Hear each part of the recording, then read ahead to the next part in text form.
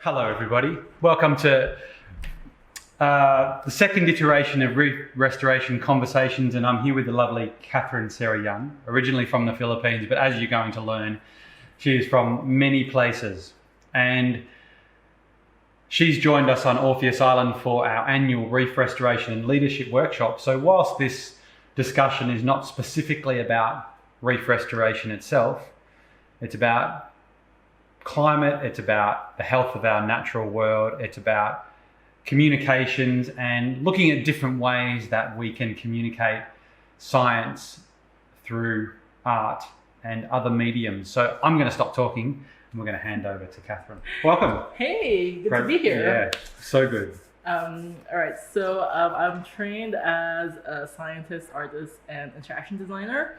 But instead of wondering what is art or what is science or what is design in my work, I kind of look at them just as projects, and I see these fields as tools by which I can pick and choose to see what I can use to execute the project.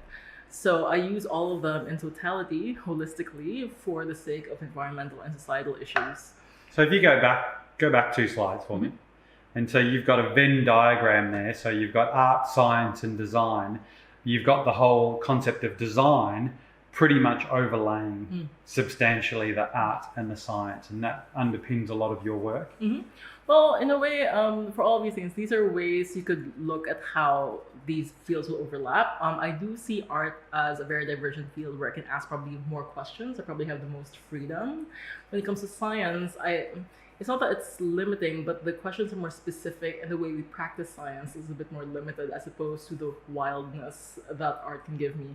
But what design does for me is design is all about being able to communicate something successfully to another human being. So as an artist or as a scientist, we can all, kind of like stay within ourselves, right? And just like go into a rabbit hole deep with our questions. But to be able for that to hit another human being, you really have to package it in a way that's perfectly understandable to someone else. I think that's where design comes in for me, at least the way I was trained. And do you feel that design and art lens gives you the opportunity to challenge people to look at more controversial subjects and topics in a way that a lot of people put a really positive spin on sometimes the science and those sort of things because they don't want to be controversial? I think in terms of the issues that we're looking at today, I feel like it's very, there are a lot more, I would say the impacts they have on us are quite harder. And I think that we have to sort of be prepared to face like maybe hard things in life. And I think what happens is we can't really deny scientific facts, or like we have so many different questions in our lives, like, where are we going? Are we moving forward? I think for people to be able to understand that in a way that the scale is understandable, I think design is also quite important. So at least we'll have something to relate to. That oftentimes when it comes to making work, I like looking at forms that people normally see on a daily basis. So these are. So why don't you get into? So let's have a look at some of the projects, and because otherwise we'll be here for 3 hours. Sure. And so because they're so fascinating, and I just want to be able to share some of these. Sure. So this is a project called Climate Change Couture. I started this in reaction to Super Typhoon Haiyan hitting southern Philippines. And at that time, I was artist in residence at the Singapore ETH Future Cities Laboratory. And these were all sustainability scientists who were working on a specific topic about climate, sustainability, and cities.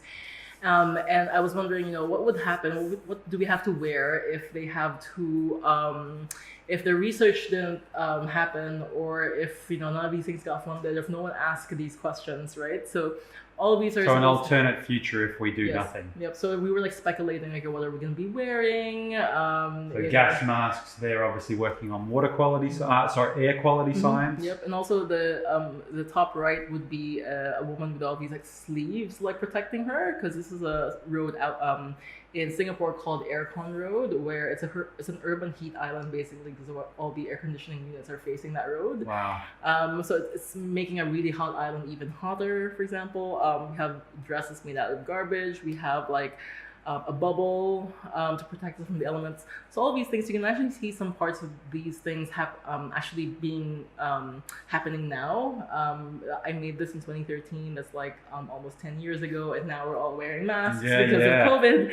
And so I think artists have this possibility of maybe predicting the future or actually like embracing the possibilities that could happen so that we might be able to prepare for it and even stop it if we can. So I was accused of fear mongering and not to do something like this. This is part of a body of work called the Apocalypse Project, where climate change couture is in my other climate works.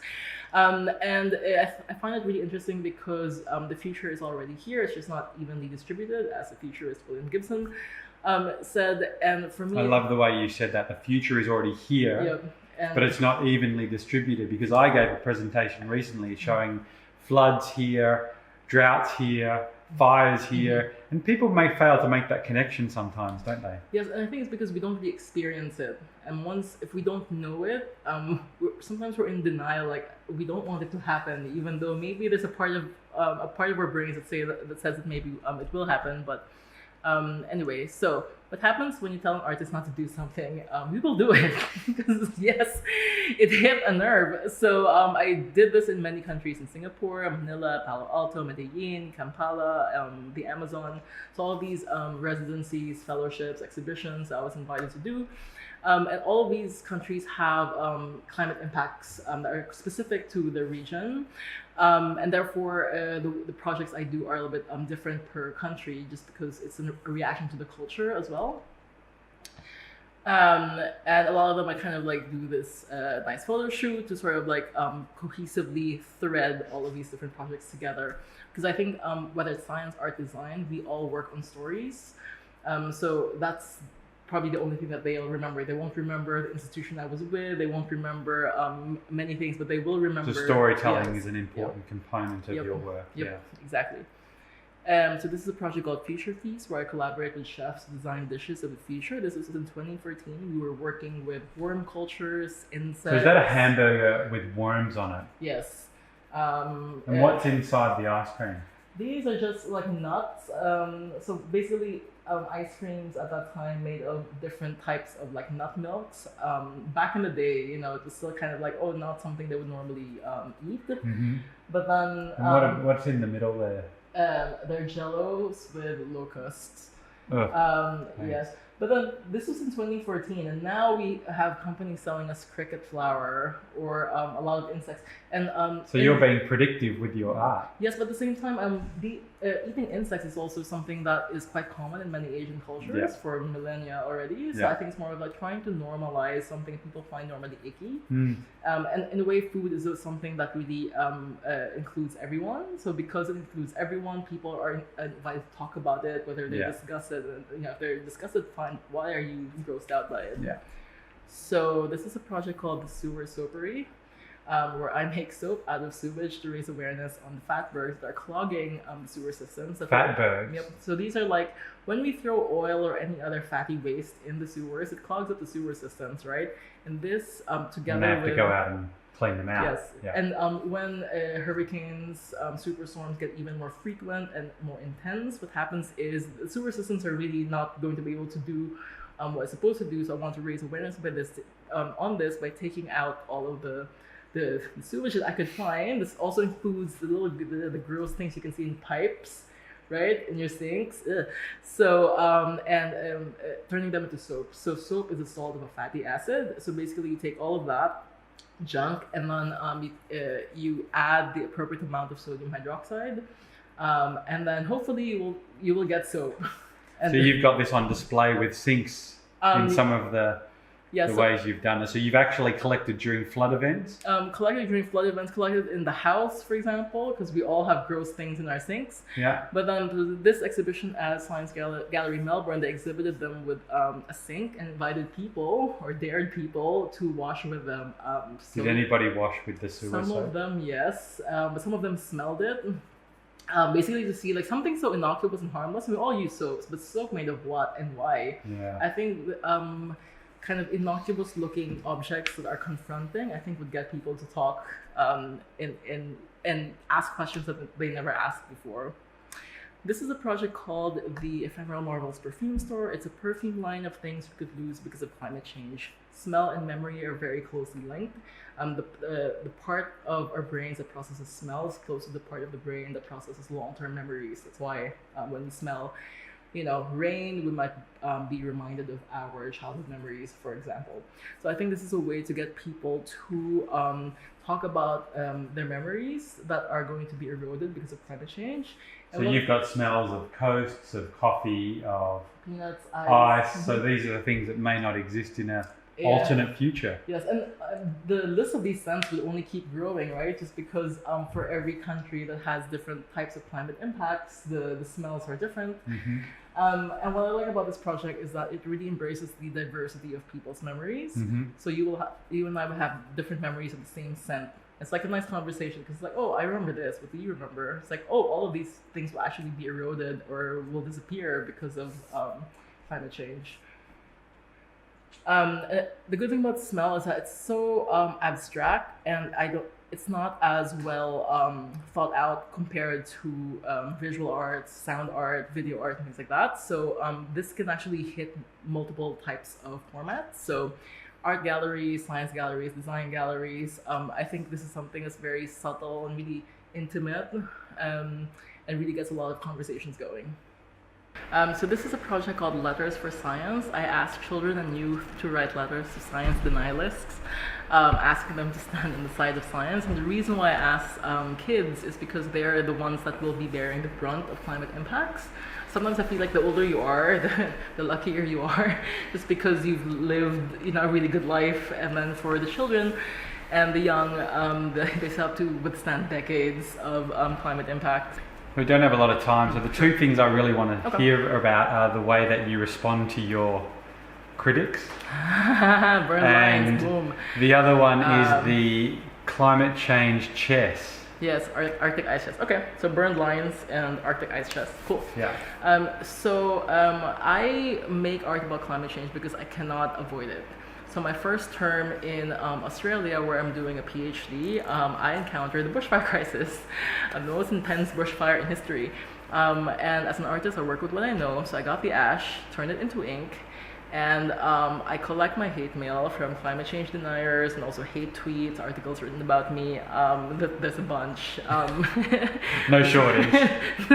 No, and it's great. I always knew I'd do something with it. I never respond to trolls. It's just you don't want to go down there. But no. For example, this is an article, part of an article written about me by a conservative Australian magazine before I moved here, wondering what I was doing moving here, but and tweets from people who think climate change is not happening.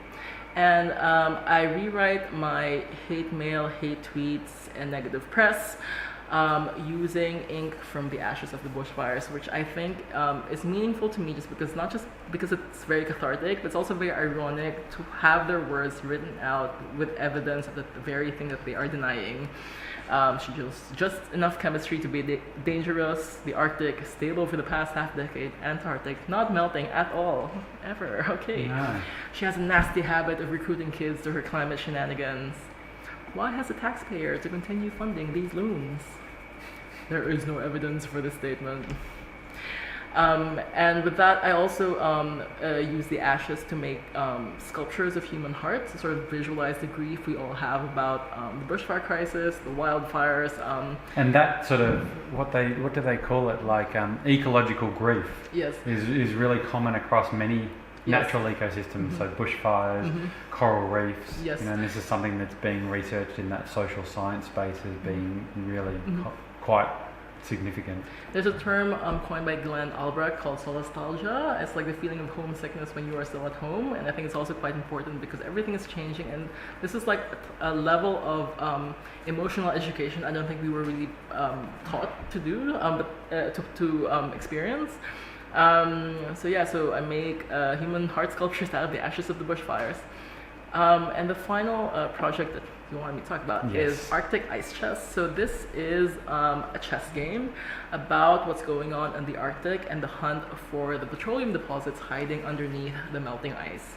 So this is a chessboard with a map of the indigenous peoples, the passages, the emerging passages, and so on. Of the Arctic region. Of the Arctic region. Yep. And the pieces are cast out of ice. So if you look back, you can see it's kind of like transparent. They're made of ice, but there's something hidden in the ice. Inside the ice are toy soldiers painted with the flags of the Arctic Council countries in the back. So this is the powerful back row. Russia, for example, who has like the most landmass, is king, and so on and so forth. The USA is queen. You've got Sweden as a knight. Denmark as a rook. Yeah, very cool. There are only, 4, 5, 6, 7, 8. There are only 8 Arctic Council nations. Thank goodness, just because there are only 8 people in the back row. Yay!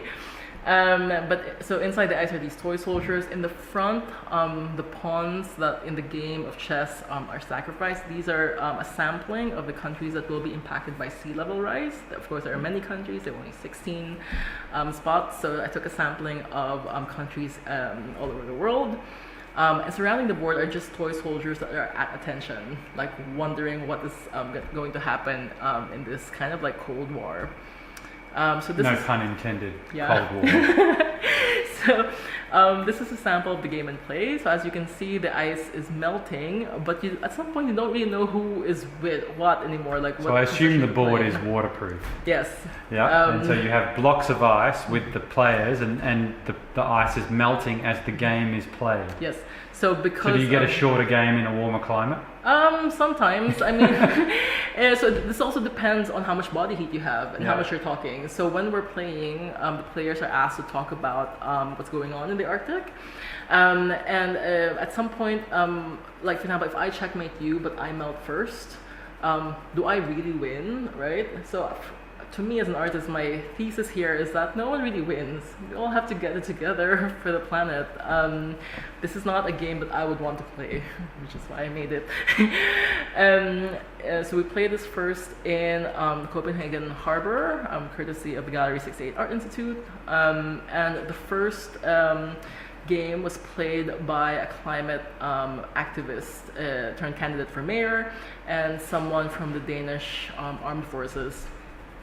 I think this one was a draw. Yes. So no one won. No. Which is pretty much how it's going to be. Yes. Now this second game is between Jonas Lisgard, a professor associate professor at Aarhus University, and Keith Brander, who is part of the team at the IPCC, one of the lead authors for fisheries and marine ecosystems sections, and he and his team won the Nobel Peace Prize in 2007. So I think having these types of conversations really matters, especially since these are people who actually know what's going on up there.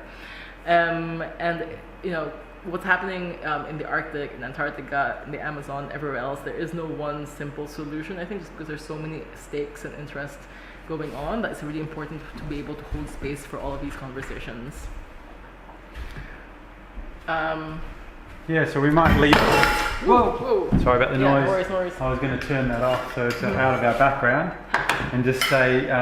It's amazing work that you're doing and really novel, innovative ways to communicate complex, challenging, quite confronting situations that we're all going to face. So, been really great having you here, and thank you for sharing some of your stories with us.